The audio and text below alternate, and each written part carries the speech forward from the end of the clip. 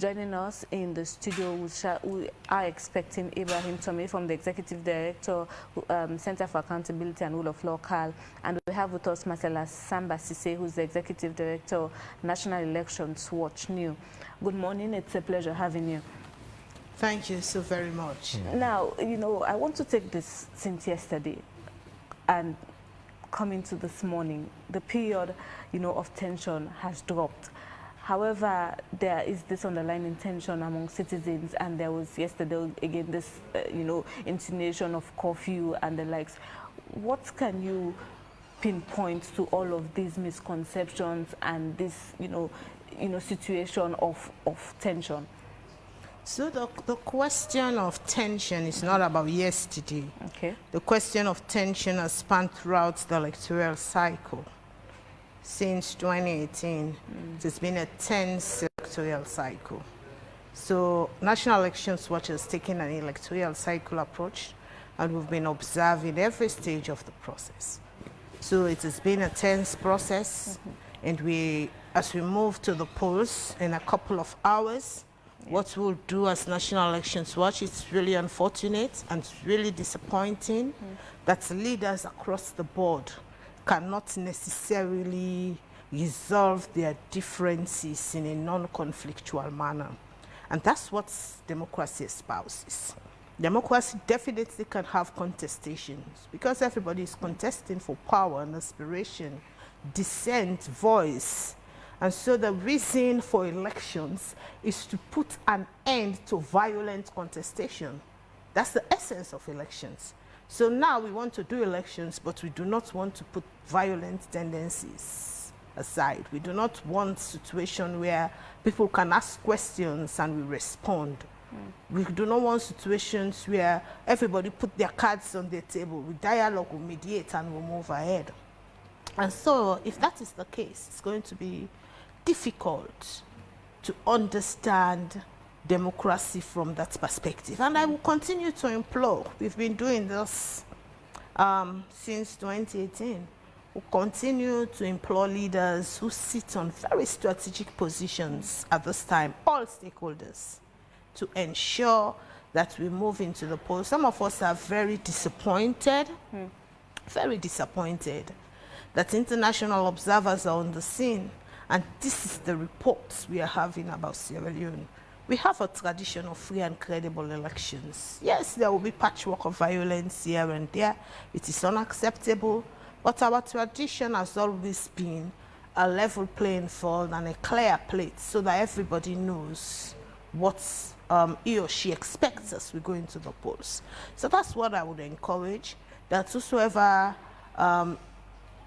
would support, if you are a stakeholder and you could support information dissemination at this point to bring down the tension and to get citizens to feel much more confident to participate on Saturday, that is the sort of, trend that we need at the moment. With barely 48 hours, and you made it, clear that these tensions started since 2018 because, again, there's this lack of dialogue. What should be done now to manage the situation as we head to the polls, if there's any possibility? You see, the circumstances at hand are not insurmountable.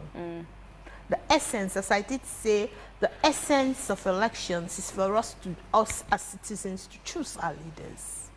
Now, every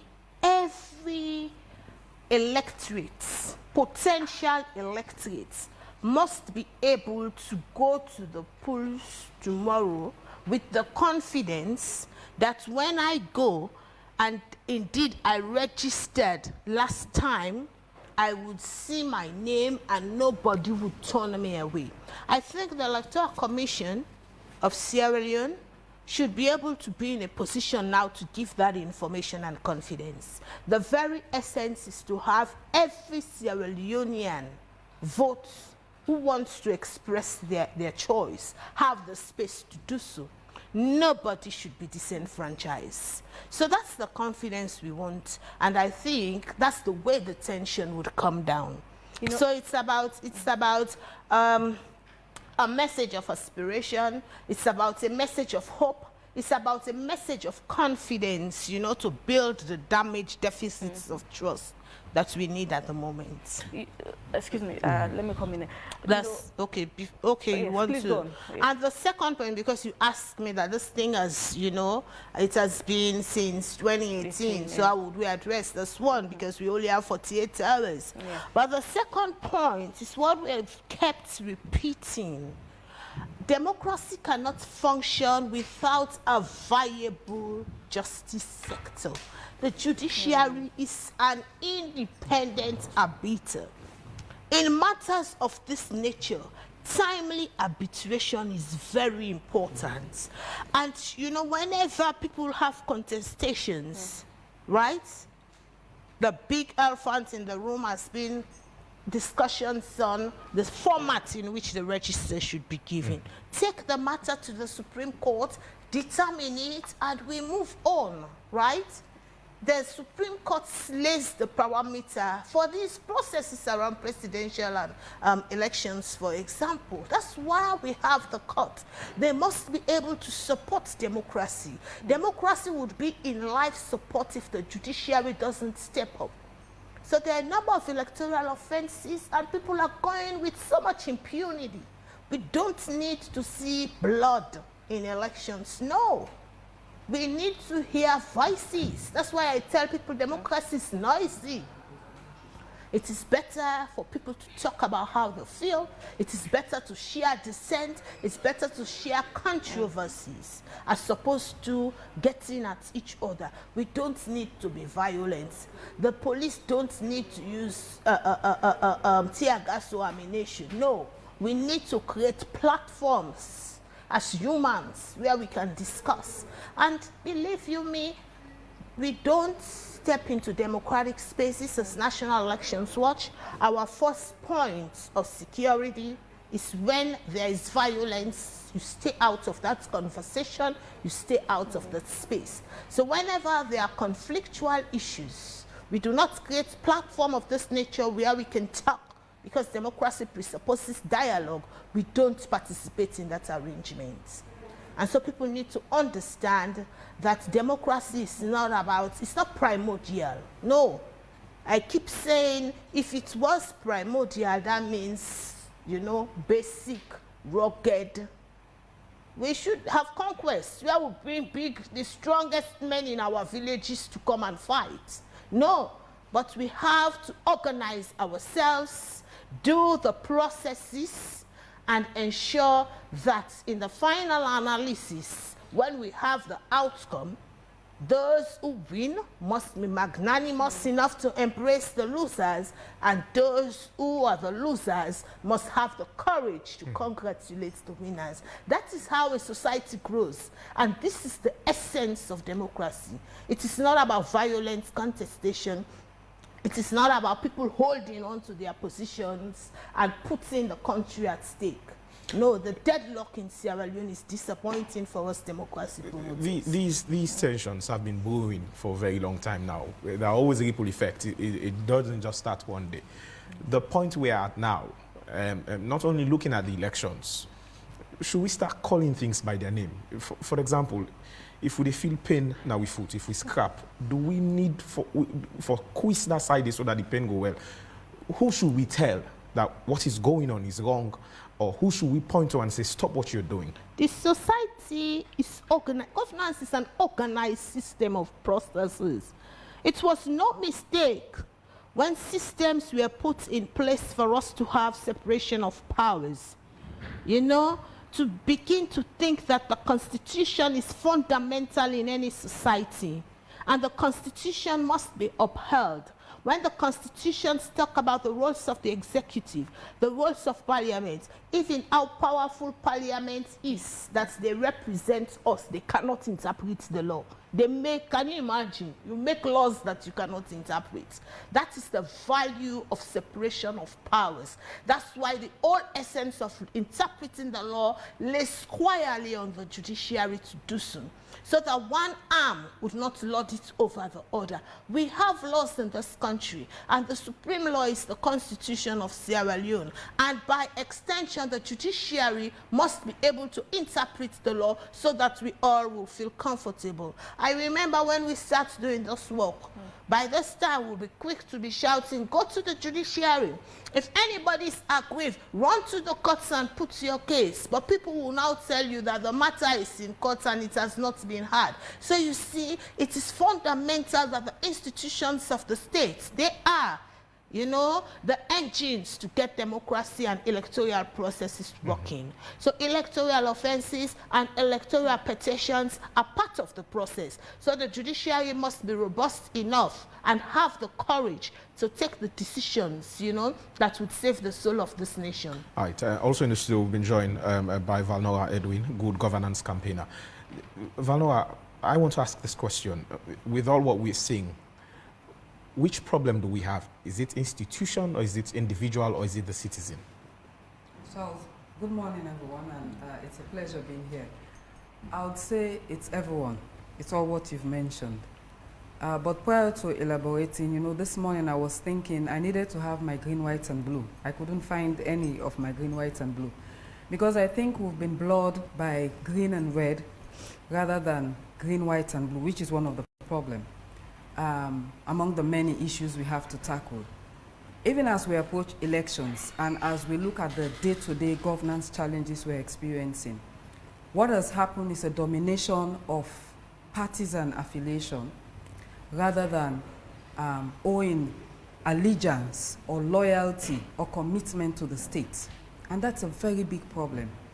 So coming back to your question about who or what is responsible, it's all of us, because it's the individuals that constitute the institutions. It's the individuals that constitute the political parties. It's the individuals that constitute the supporters. It's the individuals that constitute the bystanders, those who just sit aloof and say, left the lead and it's Friday. So until as individuals we realize we are in a state called Sierra Leone. So whether you become civil society activists like ourselves, whether you're in the police force, whether you are a president, a member of parliament, a bike rider, presenters like yourself, the CEO of AYV, whoever, until we start seeing ourselves firstly as citizens of Sierra Leone, responsible to shape and nurture Sierra Leone, we'll continue to have these challenges. I was on your program on Sunday. Unfortunately, I had some challenges with the Zoom. But one of the things I mentioned, which I think we need to re-echo, state institutions are not largely independent. And we have been part of the constitutional review process. Unfortunately, it's what we would say in Creole, Banfara. We never moved forward with that. And one of the things some of us who sat there were pushing for is to how do you ensure that state institutions are independent? How do you ensure state institutions are independent? By the finances, by the tenure of office of those who lead those institutions, and how you ensure that the law itself does not assist them in compromising in terms of probably who are they reporting to, and even the selection or nomination process. For most of these institutions, you go, the president has the powers to nominate you, but it goes through parliament where you have all political or most political parties represented. The public also has the opportunity to send in any concern they have. And I think a lot of people miss that, that you as a citizen can say, Valnora Edwin is nominated to do whatever. And I don't think she's competent for A, B, C reasons, but people don't do that. And when people get appointed, two things happen. One, individuals are categorized as belonging to the same issue, green or red. And then the individuals themselves think they need to compromise. They need to have these orders from above. They cannot stand up tall. And the laws largely guide how you operate. So yes, though we had pushed for those things during the constitutional review, but for most offices, there's some level of independence. And it's also about the individual integrity. And that is what is lacking. It's in very short supplies lately. Individuals who occupy certain offices cannot stand up for what the mandate of that institution stands for. They don't look at the bigger picture that I'm serving a nation. They don't look at the bigger picture that someday I'll move from this seat and I'll be just an ordinary citizen who needs to benefit from whatever legacy you've left. And when they're on the other side, challenges occur. So we have a vicious, circle of how we need, and it doesn't mean it cannot work. but it has to start with ourselves. And that is why, as civil society organizations, we do a lot of civic education. We try to educate people to know what democracy is all about, what are the responsibilities of the different arms of state, what political parties are supposed to do, and what this entire electioneering process is all about. And wherever I can, I've told individuals, there's no problem dancing, there's no problem taking money from politicians, they give you t-shirts, whatever, but you have to see there's a direct correlation of where you are now and where you want to be in 5 years. If you are dancing and you are sitting on the streets to fetch water, I think there's something amiss. You should start thinking, I shouldn't be sitting in a capital city. You are cutting off the pipes of other people, and you are sitting on the streets under the sun, or even when it's raining, so you can fetch water. But you are dancing for people who have Guma supplying them, or Salwako supplying them water, or they have access to pipe-borne water. And we've been doing that civic education for a very long time. Unfortunately, Sierra Leoneans decide that they will not be enlightened, or some of them, they will be blinded by that, in terms of pushing institutions to function, and in terms of pushing politicians to ensure that they do the job that they're supposed to do. So that's the sort of dilemma we find ourselves. But as activists, we will continue to do that public education. One more thing I would like to say at this initial stage is about the current environment and context. And again, I would like to appeal to all of us. For Sierra Leoneans within, outside, some of the videos that we see, I don't think that's the heart of a Sierra Leonean. And I don't think it goes back to the point of having a stronger loyalty for political parties, for political leaders, rather than for your country. When you send out these messages, if you really love your country, if it degenerates into chaos, which I know it will not, are you going to be happy? You never know, your family member could be affected. When we had the August 10 riot, you had those who were on the streets demonstrating, but you also had individuals who were in their houses and they got killed by bullets. So even the innocent, or those who are not actively involved in issues you might say are lawless or violent, we all get affected. On the way coming, I was looking at the shops, most of them are closed. And that has a multiplier effect. You have those who are employed working in those shops. They need to take transportation to get there. So even the transportation industry is challenged. The shops themselves, they lose. EDSA itself will lose, because if they supply electricity, the shops put on their electricity, so it's a whole economic issue. And I don't think if you're having elections, the country should come to a standstill. Let me go back to Marcella now. A few months ago, both political parties signed a peace treaty. And this morning, my attention was drawn to the tolerance level of former President, Pakaba. And at this point, what should we be learning from some of his political styles and, tolerance for each other without sending hate speeches? So we have serious issues around leadership across the board. But we also have issues with Sierra Leoneans. You know the maxim that says the people get the kind of government they want? Sometimes it amazes me when people sit in front, of political leaders, or they stand in front of political leaders, and they are making deadly insinuations of hate, tribal slurs, and people are listening and they are cheering. It's like, what you want to hear, that's what I am telling you. The campaigns had no substance. I took time to listen to the campaigns. It was all about contestation between the two lead parties. When this one would have said something, the other one comes to respond, and the supporters would be cheering. So it was a whole funfair. Meanwhile, our lives are at stake. This is the decisive moment for our lives in the next 5 years. So this is the situation.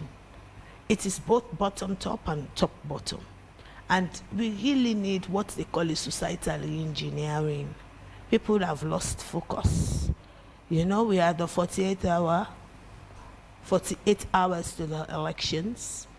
I would only encourage all those who, I keep saying this, I would encourage all those who are critical stakeholders at this point to give hope to this nation, to stop at what you're doing and reflect on our collective future, to stop at what you're doing and think about the future of our children, to stop at what you're doing to say the picture that's going out on social media, because information is rapidly shared across the globe.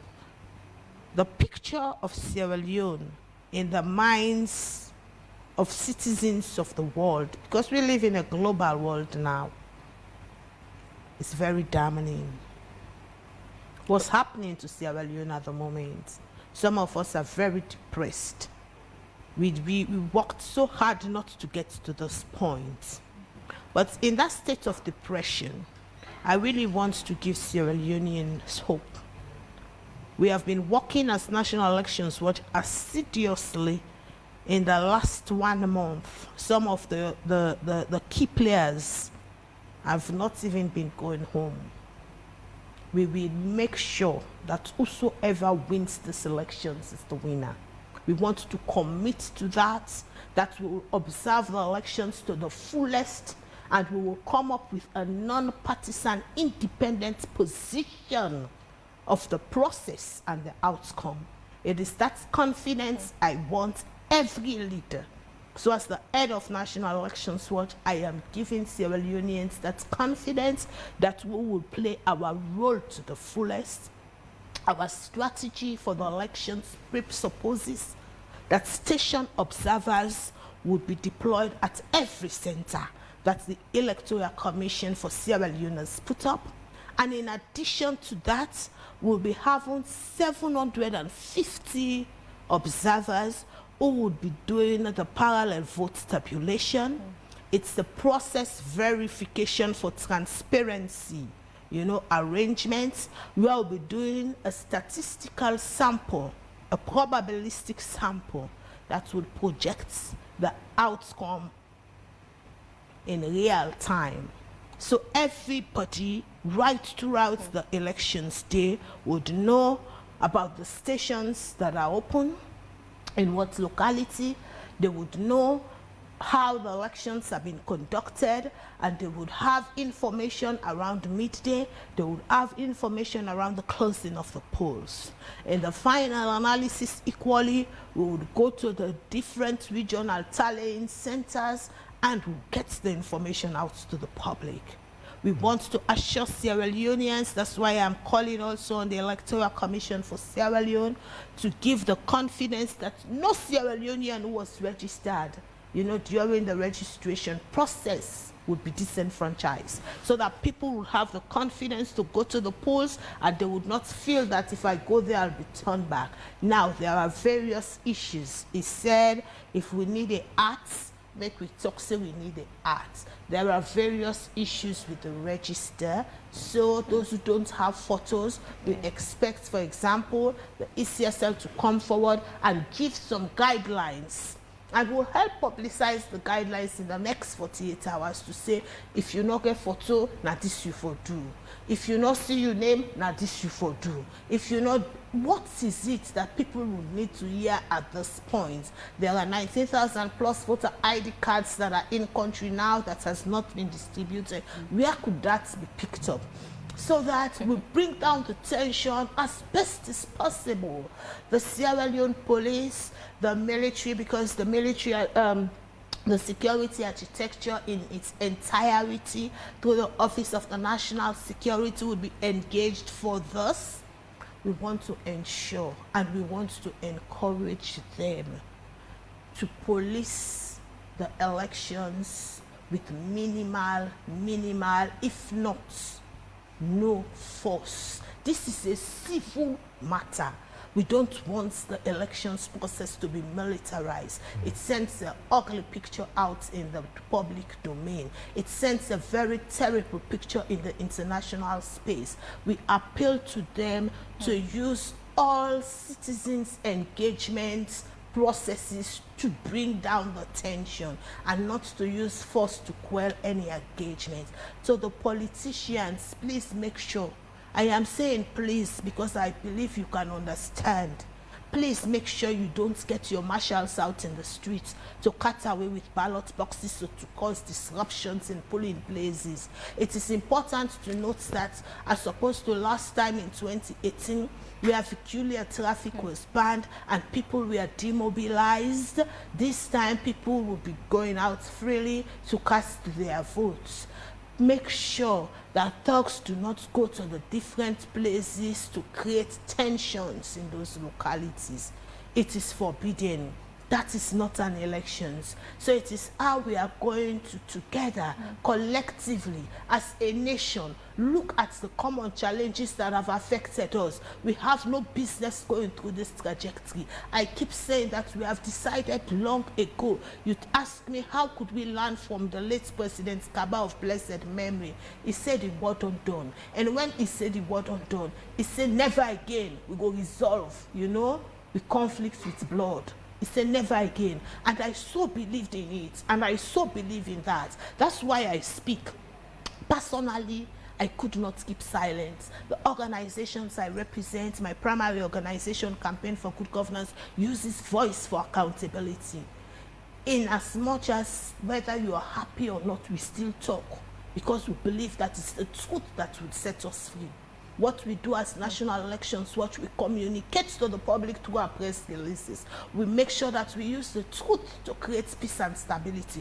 If we go to an elections environment right now, what's transpired in that environment is what we will report, so that citizens will have the confidence that it is according to the process that this group is reporting. So that's the confidence I want to give. We don't have to burn Sierra Leone because an election is happening on the 24th of June. I feel so sorry. That's my birthday, interestingly. Oh. So you see, that's all the more reason I'm so emotional about that date.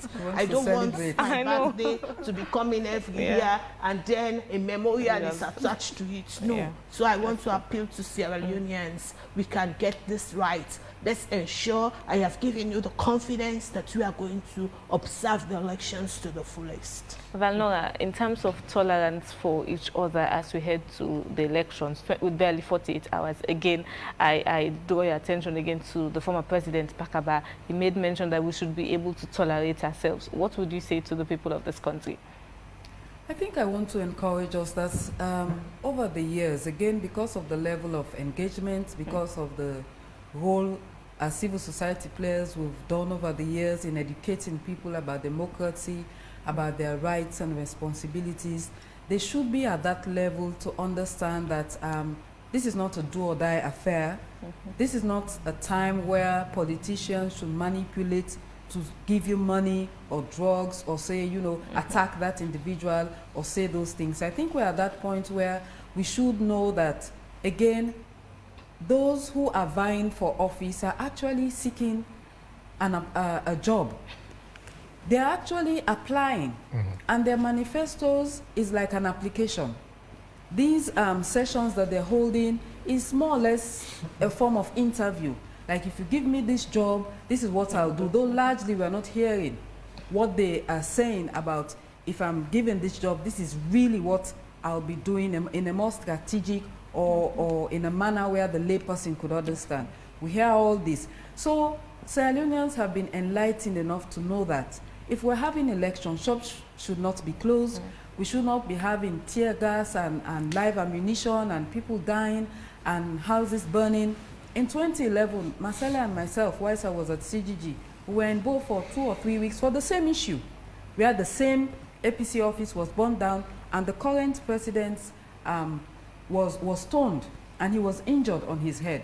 And I do recall whether it was 2007 or 2012, there was the same incident in Bo with the former president, Koroma, where there was a standoff in Bo. So we're speaking about 10, 12, 15 years onwards, we're having that same conversation. So again, it's just an appeal to all of us as Sierra Leoneans. We need to make a country. We do not need to start calling internationals. They will fly off and leave us to manage our own affairs. Even if they're giving support, it will be minimal. But I think we're at that stage. We should have matured a bit more to understand that we do not need to fight. So again, we're appealing. Those videos, we need to stop recording sending out these audio or video messages. We need to stop forwarding them. We need to start being accountable to each other. Is this really what we want to see for our country, Sierra Leone? The country is not APC, neither is it SLPP. The country is called Sierra Leone. Whoever wins the election, their roles do not change. They have to do the same thing we've been clamoring for, and it's still the basic.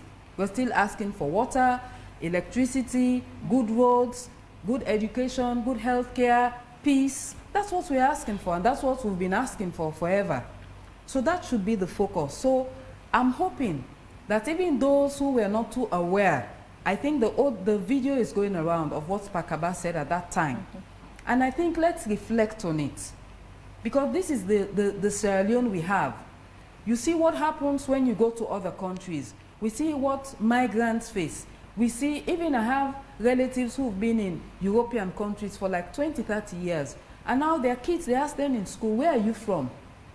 What's your origin? And that's how you are recorded. You are African, like I have a nephew, he's African, Caribbean, British. He was born in the UK, but now he's African, Caribbean, British. So you go back to your roots. So we cannot run away to foreign countries. We cannot run away to the neighboring countries. We know what happened the last time that happened. So it's just an appeal again to all of us, every one of us. The peace, as Pakaba will say, the peace then we earn. The peace then we earn. Now we get for shape to that country that we want to see.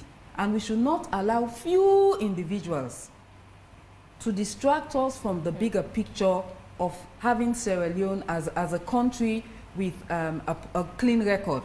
In the past couple of days, I've had, even this morning, I've had so many calls from colleagues across the world who are asking what's happening in Sierra Leone, because we have been a perfect example. In 2019 or 2020, I was a consultant where we did Working Out of Fragility for Sierra Leone, but we are still fragile. I also participated in a conference with the Peace Building Fund where we were saying, oh, we are no longer, I would say, like a customer of the Peace Building Commission, where they had to give us funding to ensure to address our fragility. But I think we have to step into that space if this is the way we continue to behave. And our governments were saying, oh, we can now manage ourselves, our institutions, we've invested a lot, citizens are well informed, our security forces, the justice system is functional.